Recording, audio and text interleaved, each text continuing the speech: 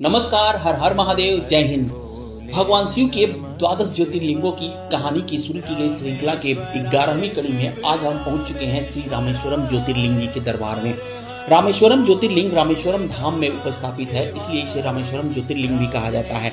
इस ज्योतिर्लिंग को रामलिंगेश्वरम ज्योतिर्लिंग भी कहा जाता है। अपने शिल्प और कलाकृतियों के लिए यह ज्योतिर्लिंग दुनिया भर में प्रसिद्ध है। श्री रामेश्वरम ज्योतिर्लिंग शिव के 12 ज्योतिर्लिंग के अलावा बद्रीनाथ, द्वारिकाधीश और जगन्नाथपुरी धाम के बाद चौथे प्रमुख धाम रामेश्वरम धाम के नाम से भी जाना जाता है, इसलिए इस धाम की महिमा और भी अधिक बढ़ जाती है। रामेश्वरम में प्रतिवर्ष ज्योतिर्लिंग को सजाकर वार्षिकोत्सव बड़ी ही धूमधाम और भव्यता के साथ मनाया जाता है। इस अवसर पर भगवान शिव और माता पार्वती की मूर्तियों को तैयार करके सोने और चांदी के वाहनों के ऊपर स्थापित करके उनकी शोभा यात्रा निकाली जाती है।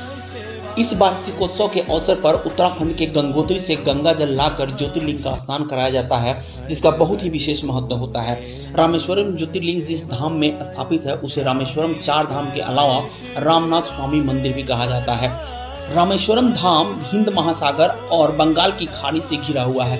कहा जाता है कि आज से 400 वर्ष पूर्व रामेश्वरम जाने के लिए राजा के द्वारा एक लंबा चौड़ा पुल बनवाया गया था, जिसका नाम कृष्णप्पा नायकम था। लेकिन भारत में अंग्रेजी हुकूमत के दौरान राजा द्वारा बनवाए गए इस पुल के स्थान पर एक रेलवे पुल बनाने का विचार किया गया। इस समय पुल की स्थिति भी काफी जर्जर हो चुकी थी। परिणाम स्वरूप अंग्रेजों के दिशा निर्देश में गुजरात के कच्छ से आए हुए बेहतरीन कारीगरों ने एक बेहद ही सुंदर और आकर्षक नया रेलवे पुल बनाकर तैयार किया। इस ब्रिज को पंबन ब्रिज के नाम से जाना जाता है, जो 145 स्तंभों पर टिका हुआ है, जिसे कंक्रीट से बनाया गया है। इस पुल के निर्माण के साथ रामेश्वरम का संबंध रेल सुविधाओं से भी हो गया। श्री रामेश्वरम ज्योतिर्लिंग के बारे में अलग अलग कई कथाएं प्रचलित हैं। श्री रामेश्वरम ज्योतिर्लिंग की सबसे प्रसिद्ध कथा के बारे में जानते हैं। लंकापति रावण के द्वारा सीता माता के हरण की बात पता चलने के उपरांत भगवान श्री राम सुग्रीव और उनके समस्त सेनाओं के साथ लंका पर चढ़ाई के लिए निकल जाते हैं। जब भगवान श्री राम भारत के दक्षिणी छोर पर पहुंचे तो उन्होंने रामेश्वरम के तट पर देखा कि भारत और लंका के बीच एक अथाह समुद्र है, जिसे विशाल सेना के साथ लांग कर जाना अत्यंत ही कठिन है। भगवान श्री राम प्रत्येक दिन भगवान शिव की पूजा आराधना करते थे, उसके उपरांत ही वो अन्न और जल ग्रहण करते थे। लेकिन एक दिन वह भगवान शिव की आराधना करना भूल गए। अचानक से उन्हें प्यास लगी और वह पानी पीने के लिए समुद्र तट पर गए। तभी अचानक वहां आकाशवाणी हुई और आकाशवाणी में कहा गया, आज मेरी आराधना किए बिना ही जल ग्रहण कर रहे हो। आकाशवाणी सुनते ही अचानक भगवान श्री राम को भगवान शिव याद आ गए।